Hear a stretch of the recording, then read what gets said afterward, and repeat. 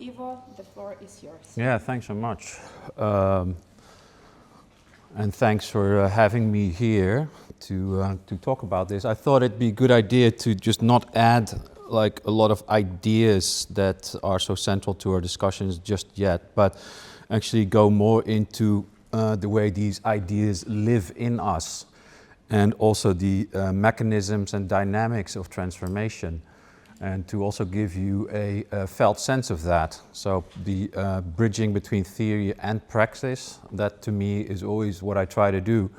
I'm a bit of a nuts and bolts kind of guy. I'm also a bit of a kind of an outsider because I'm not an academic. I've never seen a university from the inside. I was a dropout. I started building greenhouses when I was young in the United States. After that I built ships. I was a carpenter.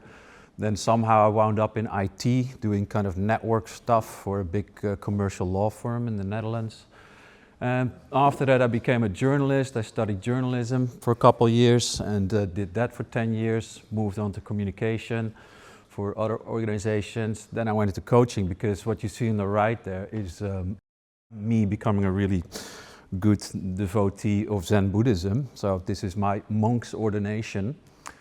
So that was in 2009. And so parallel to these worlds there on the left, spiritual practice has always been a big part of my life. And at some point these worlds started to integrate. And so what I do now is innovation in spiritual practice, basically. And so this is the charity that I work for. It's called Perspectiva. These are the stated charitable aims. So you have a bit of a sense of where I'm coming from. And also why these like weird worlds, this non-linear career actually works quite well, because I've just moved around in many, many different worlds. As you heard, from the practical, just bodily work, and also to the conceptual. So that's always been, I still had deep questions. I studied in my. Oh yeah, the mic, yeah. I can project my voice, so. And at any time, if there is like a question, I'm going to try and keep this to 30 minutes because the second part will be practice. So we're going to exercise. So I'm going to time myself. Okay. Yeah, so this gives an idea. We're a bit of a charity that takes a big picture view on the world's issues. There's this term here. Is this a laser? Well, I guess so, right?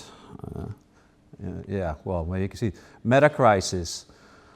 That's the term that kind of brings everything together that we're trying to give words to and formulate educational responses to. Because the word polycrisis, metacrisis kind of gestures to the fact that we have multiple crises going on simultaneously, but they're also interlocking. Crisis of meaning, we've been talking about that. We have an ecological crisis. Arguably behind all of this sits a big spiritual crisis that comes from a failure of imagination, a failure to also, the political economy and the economy of ideas that go around in the world, in the minds of decision makers, for example, is quite limited. So what I personally am trying to do is really break down with practices these imaginal constraints, as I call them, because we all have the kind of like a bounded cognition. There are only so many perspectives that we embody. So the notion of plurality is very, very important for me, for Arendt, because we just need better ideas, more, and more interaction between them. So, and just finally, immunity to change. That's another key term. How can we actually understand change better? Because we know that facts don't change our behaviors, right? We know that climate change, for example, is it's a computational object, but it's just doesn't have a sense of urgency for our body mind. So facts don't change our behavior. We're impossible to. So these are some. I'm not a specialist. I'm really like an expert generalist, as we sometimes call it. And these are, yeah, exactly, it's all connected. So you risk sounding like a madman sometimes, because these are some of these worlds that I draw from.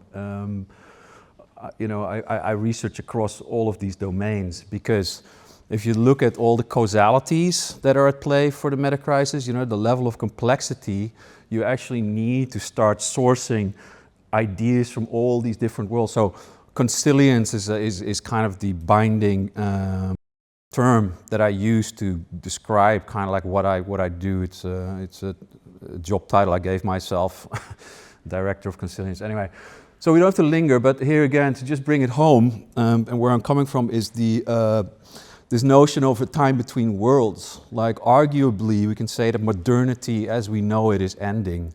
You know, the holding pattern that gives our life meaning, that gives us a sense of who we are.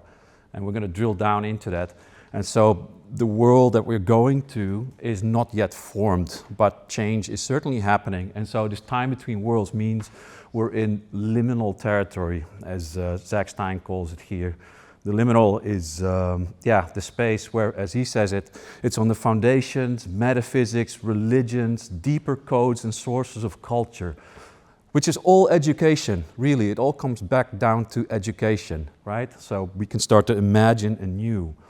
So, for in the future, I hope not today, but in the past, of course, this was dangerous work. If you start challenging these basic assumptions about what reality is, like you had a good chance of getting your head chopped off, right? Like, oh, what do you mean the Earth is not the center of the universe? We're turning around the sun. Just an idea like that could cost you your head. So also I just wanted to give a few words to transformative research.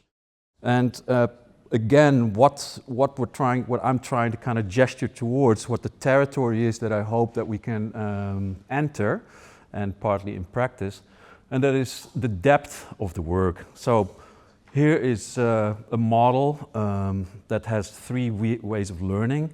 So the single is you're not really challenging these deeper paradigms, these deep ideas that underlie our cognition and the way we make meaning of the world, right? So double loop learning does go already into that territory.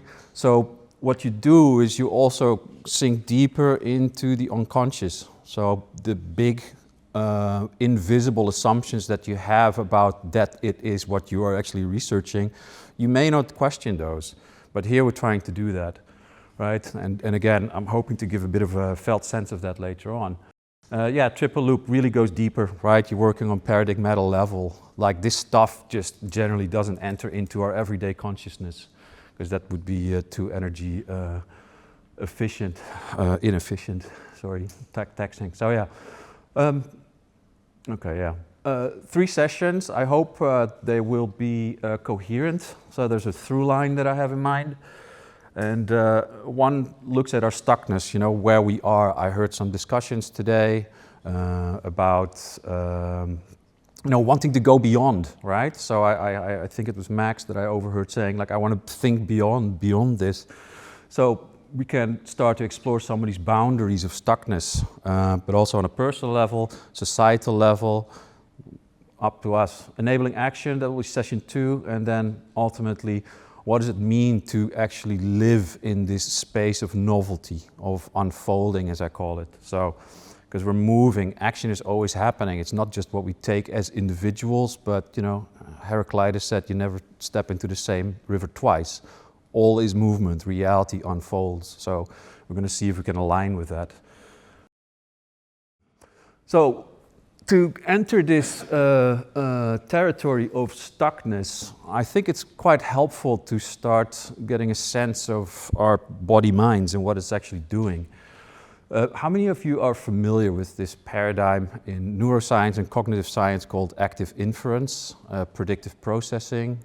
A few? Okay, good, yeah. Well, 3, great. So what it basically says is that our conscious experience right here and now is heavily constructed.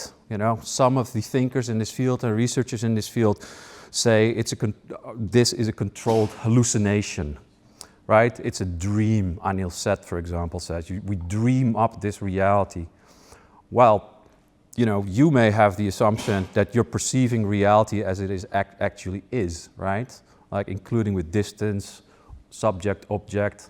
So all of those things are part of what the brain does to construct this reality. And so, if we don't make that conscious, Carl Jung said it, then it will just direct your life and you will call it fate. So if we're talking about agency, power to change things, then we better make this unconscious conscious, including the infrastructure of our body minds and how ideas and information gets taken in, and how we express it, right? So it's critically important that we have an understanding of the workings of our body minds on a felt sense level, so we can start to develop agency by participating with these processes.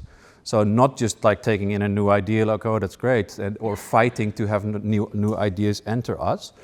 So we actually have to like loosen some of these predictive processes so new ideas can come in. In Zen Buddhism, they talk about beginner's mind, for example, or emptying your cup, right? It's like first you have to unlearn, a lot of unlearning before new ideas can come in. Yeah, so this is Andy Clark. He's also one of those people who works in that paradigm, like very funny guy. What we do in this world construction of the predictive brain, we have models of ourselves. We have a model of the other, and we have a model of the world. And these are always in conversation with each other. The idea is that like, okay, so I'm predicting like what the world is going to be like, moment to moment. The assumption is that the present moment will be like the past. And so, but also there's information coming in, tons of it. This conscious experience that you're having now is about 16 bits per second. That's very little compared to what our body mind totally is taking in. We're talking millions. So there's like tons and tons of information that needs to be left out.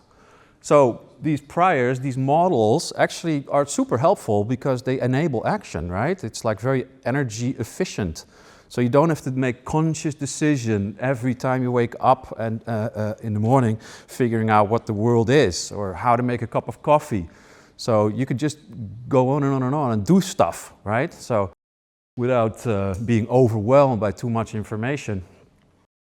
What it also does is, well, not yet. What it also does, like on a societal level, if we internalize this model of the world through the ideas of culture that we grew up in, yeah, you don't have to consciously reflect on things. For example, when I asked my parents, like, why'd you have kids? Why'd you have me and my brother? Like, their answer was, well, it's just what you did, you know? You just have to have kids. It's like they didn't question that. For them, that wasn't a conscious choice. So here again, like the social, the messages enable that transparent action. So yeah, well, this again says it.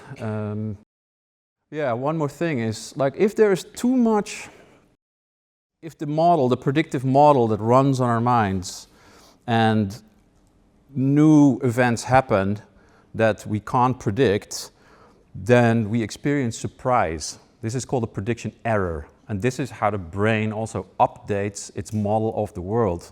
And usually small changes. For example, if I were to pull my pants down right now and you know, see everything hanging out, like that would be a surprise, right? So your idea of how you know me, Ivo, as normal, would suddenly change. And you would just update it to, this motherfucker is crazy. So, you know, that's just how it would work. And from that moment on, you may avoid me. So, you know, like the actions would be very different in your relation to me.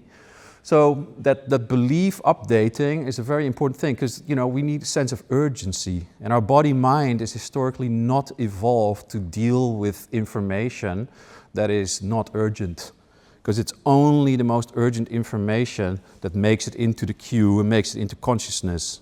If this place was now on fire all of a sudden, I see smoke coming from there, that becomes highly salient, you know. This is like the most urgent. Everything else just drops away. My presentation, screw it, everybody will run out.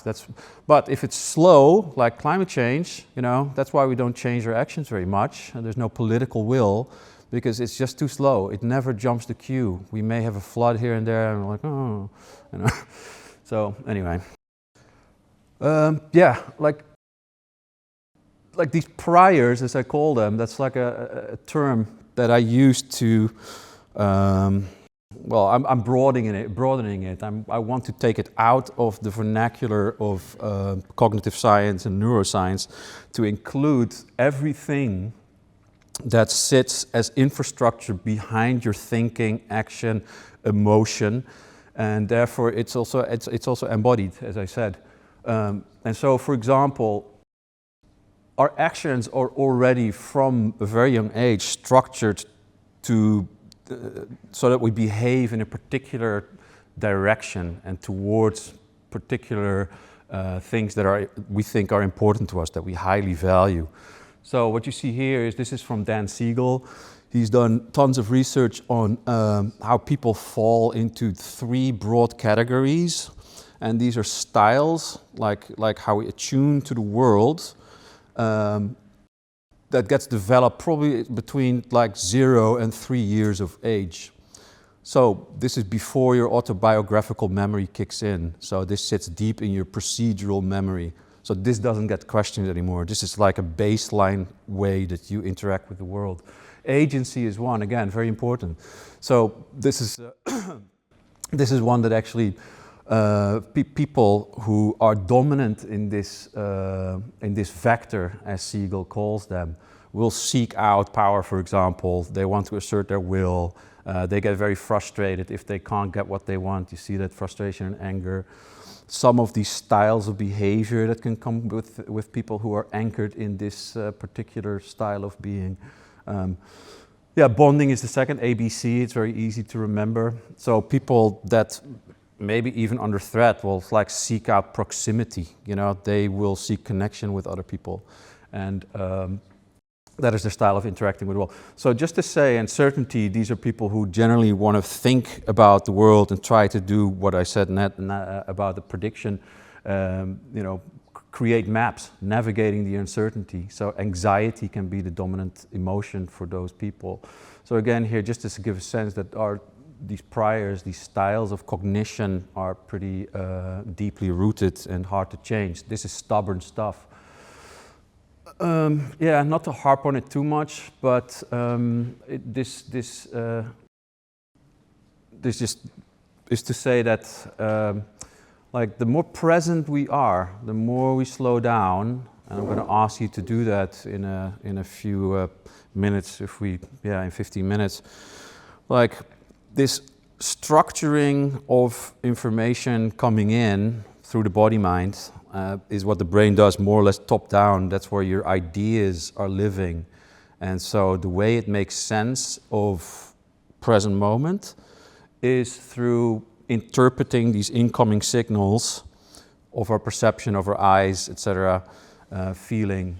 And it structures them in such a way that it becomes, again, conforming to our our predictions, our expectations about reality, but also how it should be, right? We are also acting in the world, so we make the world as we want it to be. So here we exercise power according to ideas in order to shape the world as it is, as we want it to be. And priors, like here we may get the sense like, oh, this is all individual, my own body, mind, but that's actually not true. There's another paradigm in cognitive science that's usually 4E, which stands for embodied, enacted, embedded, and enacted. And that basically says that we are not the bounded individuals that we are. We are extended into our environment, so it shapes us too, our tools, you know, especially smartphone. I don't know if you sometimes have that, something is in the corner of your eye, and I have that a lot.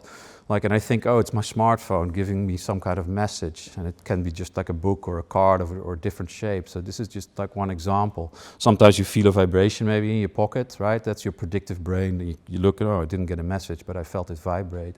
So this is some of these things. And yeah, and so these priors, they extend to socially distributed practices. And this is a very important point, because when we start to, you know, act together and move together, that space of appearance gets created by these socially distributed practices. We know this, right? Like sometimes it's very easy to predict if we dance together or you're in a choir, you just like sing, and that means we're becoming predictable to each other. We can attune. So, but we can also use that to change. I think this is the final slide on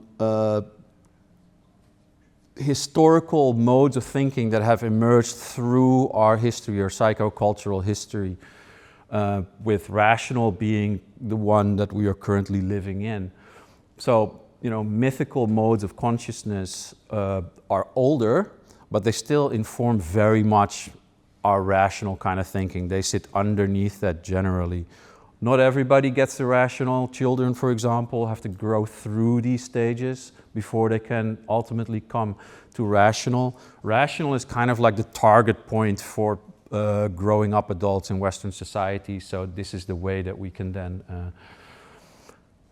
operate in the world, right? This is also rational, for example, is where you need to be if you want to have a functional democracy, because you need to be able to make rational decisions, etc. So there's a lot to say about this. We can definitely drill down on it. So I kind of took a few of these social priors, as I call them, that underlie our worldview, the modern worldview, and some of the pre-modern and magical priors. So some of them have been mentioned here in our talks. Big ideas like Ruski Mir, the Homo Sovieticus. I heard this idea of perfection, right? That's one that sits deep in the unconscious. That's not just particular to these totalitarian societies. Important to know, this stuff, is also in some form and shape internalized in us. Again, these models of self and world, these are habits that are so deep that, and ideas that are so deep, they inform still our current way of being. So often what happens when we try change, we want to change society, is just try and completely get rid of one. This is what we've been trying to do since the Enlightenment, so we can just have this set of social priors here. Let's not have this. This creates a lot of repression, sometimes violence. But in an integral worldview, we can learn to become aware of these different modes, again, these different modes of thought that are still active in us, and we can actually move dynamically between them. So don't think you've outgrown mythical modes of thinking. Actually, a lot of the time you still hang out here. So don't think you're always rational, right? We know this. Okay, so yeah, just the quote I put here, modernity is faster than thought, because again, this usually just runs unconsciously on your body-mind. This is your way of being in the world. Heidegger, his ghost is floating around here, I've noticed, says you have way of, this also creates a way of attuning to the world. And his one critique of modernity that he had was that he called it the technological attunement, right? The way that we perceive the world as a resource standing in reserve. Put more simply, now we want to just change the world into money, basically. A tree, I can't relate to a tree because it's beautiful and I can find shade, that's a value that it has. But no, I can only see it as a bunch of planks that I can sell. So that's kind of like the technological attunement that we have to the world. It's not resonant anymore. It's, did I put it somewhere? Well, it's a disenchanted world, right? So these modern priors, there's many more. I've made a taxonomy. It's not exhaustive, of course. There's many more that we can kind of unpack and also want to unpack in some of these social practices that I'm developing, so we can really start to get a good sense of how we put this in action. And that goes quite deep. In one of the beginning slides, I said what we have to do is to actually get down into what I call our metaphysical operating system, because modernity comes, for example, with deep functions like, for example, progress and linearity. Our sense of linear time that we're living, that our lives unfold via a past, present, future structure, right? That's how our lives kind of unfold. This is how we can also imaginally project our self-model into the future. That wasn't possible before because we had a circular notion of time. We just moved with the seasons, right? So there wasn't a lot of social change at all. But then all of a sudden, we start having a linear sense of time, which makes ideas like progress possible. And again, just feel into like how much you're bound by this. If you feel like your life isn't going anywhere, that's like really unbearable for us modern humans, right? It's like, oh, my life is not going anywhere. It's this deep internalization of this notion of progress. Before that, it comes with ideas like self-actualization, right? Before that, we just didn't really care. You just like work the land and you die. You make a bunch of kids and, you know, year in, year out, same shit. So, anyway. Can you say more? What do you mean by metaphysical operating system? Oh yeah, that's a rabbit hole, but let me go back. If you, let's see how I can talk about that. Yeah.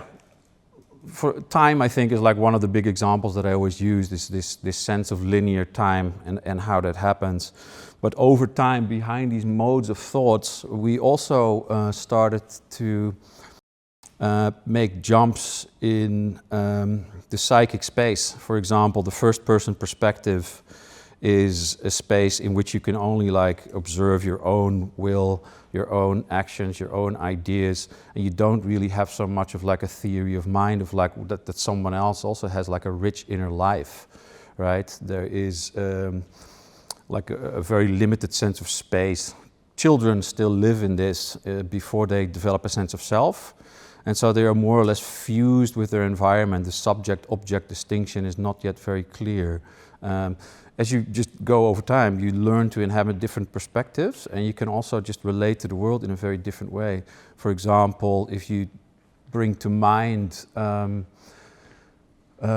Egyptian hieroglyphs, right? Like it's flat, it's two-dimensional, they just like stand there on the wall. And now if you contrast that with Renaissance paintings, in which all of a sudden perspective enters. So there is all of a sudden this observer, a center of perception. It's like me against the world, like in 3D space. So from 2D to 3D. So like it's an expansion of the space of being, you could say, coming with all kinds of possibilities, right? So all of a sudden you can see nature as something that we can objectively investigate. So scientific method came out of that, right? So these changes in our psychic space enable different modes of seeing. And arguably, this is like something we can also apply. And this changing of the metaphysical operating system then for me is working with time and space and get practices. We did a little bit of that yesterday actually, like working with our chronoception, right? So to just get a sense of how time operates in us. And well, there's much more to say about that, but that's kind of like the basics, our relationship to space and time. I have a book with me that I can share with you that kind of goes into that. Because some of the practices, that deep work, is what I believe is necessary, you know, to do it at that depth. So everything on top of that, we have more power to change. Because, yeah, here, this is a good... So if we talk about like possibility, I put that picture on its head and put it on its side, I mean. So if we just run the predictive processes of our minds as we know it, business as usual, then we can't change. We're just going to find here, you know, the projected future. This is also the predicted future. Yeah, business as usual. If we start to change these methods and we kind of go deeper in the stack, you know, down to where we have more of a felt sense, where our thoughts and ideas and projections on this reality, you could say, are less formed, also means we have more options to kind of maybe, travel there, maybe even to the preposterous, or, you know, to a future that we might want to have happen. So I argue that the deeper we sit in this predictive stack, all the way to places, and this runs right through our bodies, where reality is less impacted, our experience is less impacted by these predictive processes, and you can use meditation to do that, for example, there's more, then we have more agency in shaping the outcomes away from this blue here. We may want to come to these futures that we want. So, should happen, want to happen. And of course, that's like the space of politics, but it's difficult because these priors are stubborn. Some of them are really stubborn. I talked about that example of climate change. So here it kind of goes down to practice, because these 5 depths that it's a depth ontology of experience. This is not some sort of objective description of reality, but if we start to practice and to do inquiry, and we're going to try and do some of that later on, then you can actually start to sense that generally we live in this, that's the top part, like in the realm of parts. If you just look at your cognition, your experience right now, look around the room, right? This is not that table is not that chair. Everything is more or less separated out in your consciousness. But not just in the outside world, also inside you may feel like, oh, one part of me finds this really interesting, but I actually don't want to be here, I want to take a nap, right? So here too, there are different ways, different voices in your head. If you look at on the work of internal family systems, for example, are some of you familiar with this, or no? Yeah, okay, yeah. So you talk to different psychological parts. You can give them names, protector, there's all kinds of names that people give to them. And so these can cause inner conflicts, these parts. This is also the maximum subject-object kind of way of being in the world. This is where we mostly hang out. But again, if we just sink deeper into the stack of priors, into that whole infrastructure through which our life energy comes and unfolds, then with deeper embodiment too, you can find yourself going into process and imaginal. So if you just do that right now, like you feel maybe changes in your body, you can't really sit still. If you look outside, we can't see them right now, but trees are moving in the wind.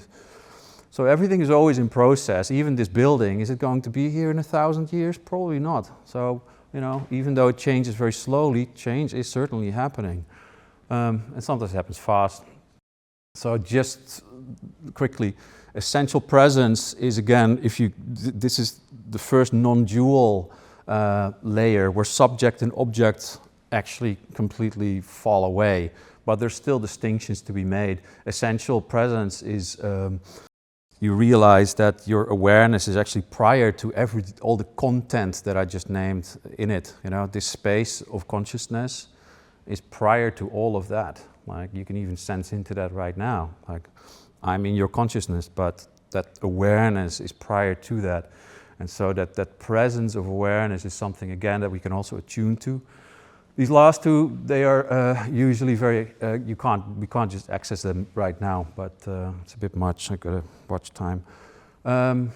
Just some quotes now from people that have a transformative experience. Once the hold of priors loosens, and then you can see what can happen. This is from that article that I asked you to read before. This awakening faith in a alternative future. This is a quote from a session they had in South Africa in the end days, just after the apartheid regime. This is from somebody who was thought to be racist. Just the white people were superior. That was a deep social prior, right? Like white supremacy, we sometimes call it today. And so here, he expresses this not in very rational terms, but in imaginal terms. And this again, I chose this quote because it gestures to that depth. Like this man has a deeply emotional experience. A rope became untied, right, and broke. That's the way you make sense at that level. It's metaphorical, it's poetic, so we don't, parts is mostly rational. So here's the need for a different kind of language if we also want to affect change, because our body minds don't understand it. This is the language of the heart. That's why it's so important, again, to connect to that. Intuition, right? So you can't think yourself free, or it doesn't work. Very quickly again. So this is a picture that I took from a book from a sociologist, Margaret Archer. She's British, and these are morphogenetic cycles. Morphogenesis is her term for when a society changes. And we do that, of course, by talking and listening.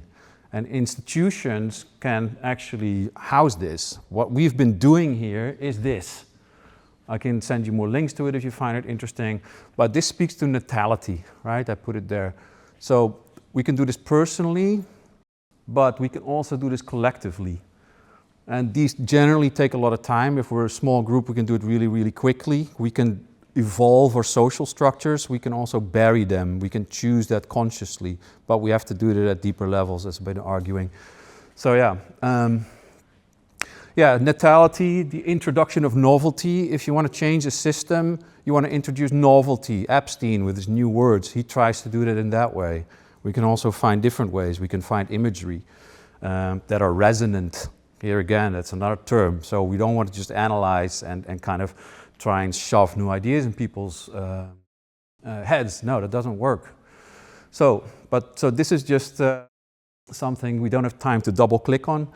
But this is another quote from a friend, someone that I've been practicing with in a school, another school online called the Pop-Up School. This is an account, again, of this deconstruction that can happen, this movement, this transformation, when someone is ready, when the hold of these deep priors, in this case, again, social priors, happens. So, The Dawn of Everything is a book by David Graeber and David Wengrow. Are some of you familiar with David Graeber's work? He's an anarchist. I found out I'm an anarchist too, because I was unaware of it, but like this kind of work fits in that tradition actually, and I was unaware of it, but I discovered I'm an anarchist. Anyway, so this is what you get. Like if these priors, these conditioned habits, like, you feel the sense of movement, again, action, it's unfolding, there's change going on. So I thought it was a brilliant quote. And also just the shaping, the production of subjectivity that happens through our social structures, our culturalization, enculturation. I think it's a great quote. It kind of captures all of that. And again, she also gestures to the possible, her sense of what is possible, the imaginal unconscious constraints that she had internalized fell away. So. Okay, we're going to do some practice now. And the practice is simply called inquiry. You may think you know what this term means, but that's a prior, right? But it's a psychotechnology. It's really a spiritual practice that I've practiced for probably thousands of hours. Get tired of it. But in a moment, we're going to form pairs. And I'm going to ask you to spread out through the room. And so you won't be too close to each other because it may get a little bit noisy. And presence, I already discussed. You just really want to make sure that you are kind of dropped in and mostly into the sensations of the body. So take that time. You may find out that it's really introspective work, and the human senses, we have many more than we are told we have. But some people are very strong at having inner visions. When imagery comes up, for example, you see it. Some people have that very strongly. Others can hear. There's touch even possible. You can have inner, like a feeling. And often, and this is, I hope, what comes up, you may feel a contraction here in the solar plexus, and it's like, oh, what is like? Oh, it's like wood, something like some sort of hard wood, right? This is an imaginal kind of presentation, by your body. Ineffability, it means when you're trying to articulate something that is hard to grasp into words.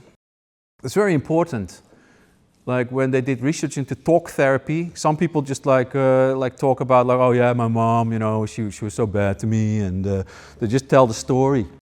But if the people who actually manage to kind of oh yeah, my mom, she was so bad to me, and oh, now I feel sad, and you know, they draw so hard. It's like those people who manage to connect their story also to their emotions, to their body, for them, talk therapy actually worked. So, but people who just talk, you know, they sit just in the top, right? Just the story, confirming, prediction, same old, same old.